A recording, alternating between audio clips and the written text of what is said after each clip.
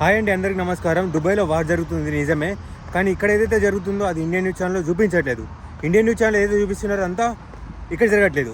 So వాళ్ళు చూపించేదంతా నమ్మకండి. మీరు మీ ఫ్యామిలీస్ దుబాయ్, బేరన్, మస్కట్, ఇక్కడ మిడిల్ ఈస్ట్ కంట్రీలు ఎవరైతే ఉంటారో సో వాళ్ళు మీరు న్యూస్ ఛానల్ చూసి కంగారు పడకండి.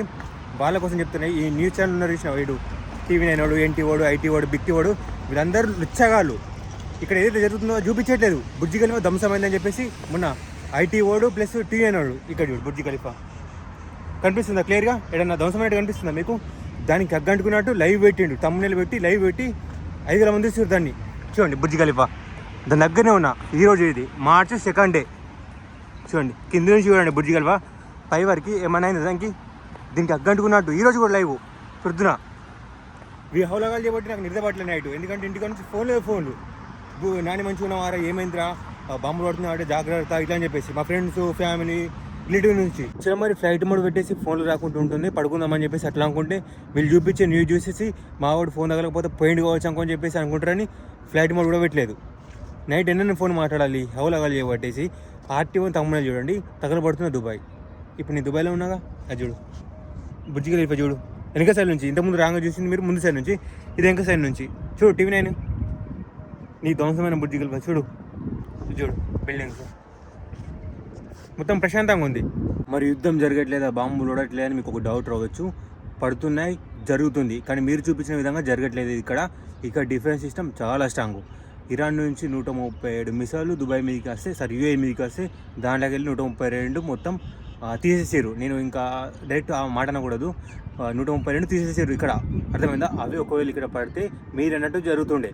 సో ఇక్కడ పర్లేదు.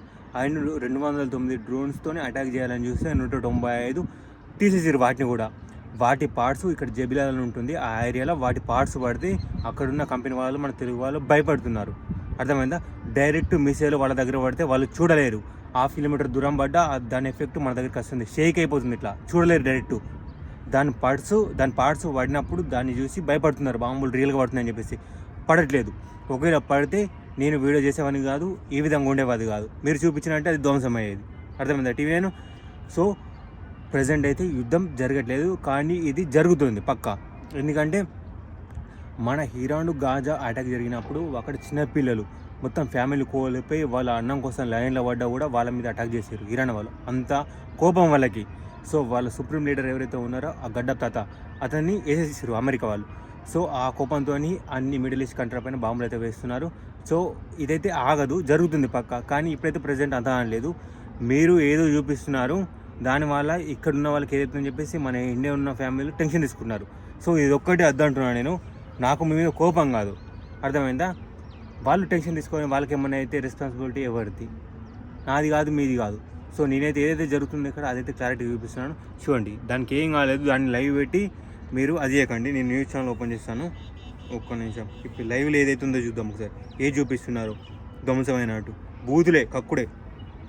ఒక్క నిమిషం నెట్ కనెక్ట్ చేస్తాను, ఈ ఫోన్లో నెట్ ఉంది. చూడండి, మీ ముందే నేనైతే లైవ్ ఓపెన్ చేస్తున్నాను. ఫుల్ బ్రైట్నెస్ పెడదాం. యూట్యూబ్ ఓపెన్ చేపిస్తున్నా. ఏమని కొడదాం? తెలుగు దుబాయ్ న్యూస్ వచ్చేసా డైరెక్ట్ పైన మనది. అందరూ చూద్దాం. ఇక్కడ మనది వేసుకున్నారు బిగ్ న్యూస్ వాళ్ళు. చూడండి, మనం మాట్లాడింది అది ఏదో short video.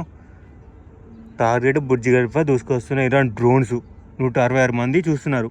Big TV USA అది.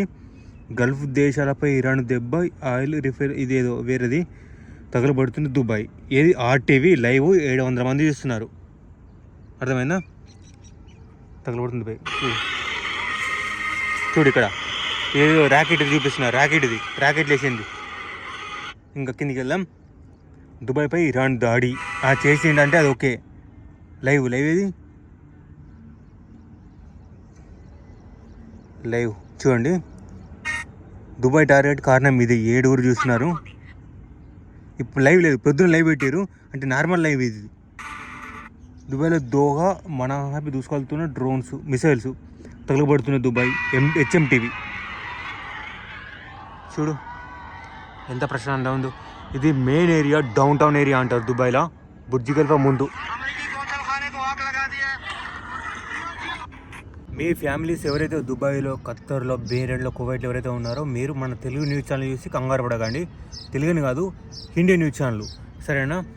మీరైతే వాళ్ళు ఏదైతే చూపిస్తున్నారో అది యాక్చువల్ జరగట్లేదు ఇక్కడ, అర్థమైందా? సో ప్రతి ఒక్కరికి అయితే వీడియో షేర్ చేయండి. ఈ వీడియో ఇక్కడ వరకు చూసి ఒక లైక్ చేయండి, ఎందుకంటే చాలామందికి అయితే రీచ్ వెళ్తుంది. మీరు లైక్ చేయడం వల్ల ఈ వీడియో రికమెండేషన్ రూపంలో చాలామందికి అయితే వెళ్తుంది. వాళ్ళు యాక్చువల్ తెలుసుకుంటారు ఏమవుతుందని చెప్పేసి. ప్రజెంట్ సిచ్యువేషన్ ఇది. సో చూడండి, బుర్జ్ ఖలీఫా క్లియర్గా కనిపిస్తుందిగా, దానికైతే ఏం కాలేదు, అర్థమైందా? ఇక్కడ చూడండి ప్రశాంతంగా ఫారినర్స్. నేను కూడా ఇక్కడ కూర్చొని చూస్తున్నాను. మరి నిజంగా అగ్గంటుకుందని చెప్పేసి మరి టీవీ నైనా చెప్పినందుకు. న్యూస్ ఛానల్తో నాకు ఎలాంటి గొడవ లేదు. మీరైతే చూపించారో అది కంగారు పెట్టే విషయము. దానివల్ల నాకు కోపం వచ్చింది. నాకు నైట్ నిద్ర లేదు మీ వల్ల. ప్లస్ మా ఇండియాని చూసే వాళ్ళు చాలా టెన్షన్ పడ్డారు. ఆ టెన్షన్కి నాకు వచ్చిన కోపం అది. సో రీజన్ ఉంది కాబట్టి కోపం వచ్చింది అది. ప్రజెంట్ అయితే నేనైతే వీడియో ఎండ్ చేస్తున్నాను. ప్రజెంట్ అయితే వారలేదు. ఏమైనా ఉంటే నేనైతే అప్డేట్ ఇస్తాను ఖచ్చితంగా వీడియో రూపంలో. అండ్ ఏదైతే జరుగుతుందో అదే చూపించండి. రిక్వెస్ట్ న్యూస్ ఛానల్ అందరికీ. ఉంటాను. ఏం జరిగింది నేనైతే వీడియో పెట్టడానికి ట్రై చేస్తాను. మీరైతే సబ్స్క్రైబ్ చేసి నోటిఫికేషన్ ఆన్లో పెట్టుకోండి. ఉంటాను. Bye all.